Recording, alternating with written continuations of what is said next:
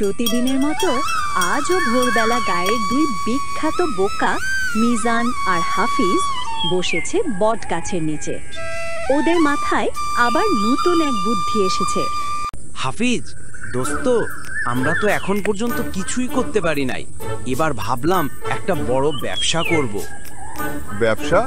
কিরে, আবার ডিম বিক্রি করে মুরগি হারানোর মতো কিছু? না রে, এবার পাকা প্ল্যান, আমরা সোনার মাটি বানাবো। সোনার মাটি? এইটা আবার কেমনে হয়? আমার মামা বলছিল মাটির নিচে সোনা থাকে, তাই যদি আমরা মাটি খুঁড়ি আর গরম পানি ঢালি তাহলে মাটি সোনায় পরিণত হইব।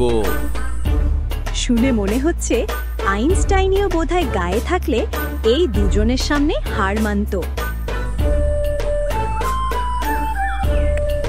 তাহলে আমাদের লাগবে গরম পানি, বালতি আর কোদাল।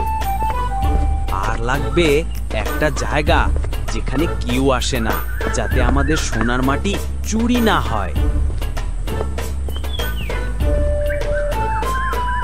এই নে দুইটা পুরান বালতি, সোনার মাটি বানাইলে আমাকেও এক মুঠো দিস।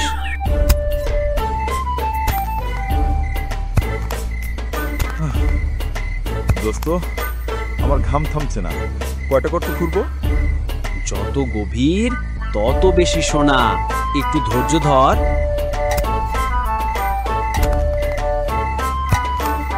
দোস্ত, টিনের শব্দ হয়েছে, বুঝছো? নিচে কিছু আছে। দুজন উত্তেজনায় খুঁড়তে থাকে। একটা পুরনো টিনের ডিব্বা উঠে আসে। দোস্ত, এইটাই সোনা। এইটা তো সোনা না রে। না না, এইটা পুরান সোনা, শুধু ধুয়ে ফেললেই ঝলমল করবে। মানুষ যেখানে হতাশ হয়, এই দুইজন সেখানে আশাবাদী থাকে, যদিও আশার ভিতটাই ফাঁকা। শুনছিস, মিজান হাফিজ নাকি সোনা পাইছে? তাহলে তো গায়ের রাজা উড়াই।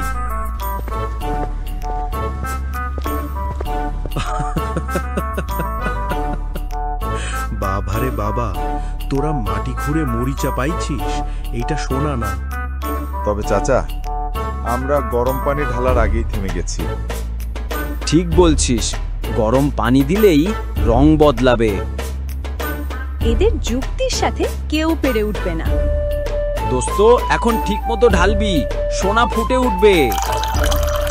ওমা, গরম পানিতে আমার পা পুড়ে গেল। এ তো সোনা না, ধোঁয়া উঠছে। গরম পানি ঢাললে সোনা না, ধোঁয়া ওঠে, এই শিক্ষা আজ দুজনের জীবনের বড় আবিষ্কার। বাবা, সোনা মানে শুধু ধন না, সোনার চেয়ে দামি হলো মনের পরিশ্রম আর বুদ্ধির ব্যবহার।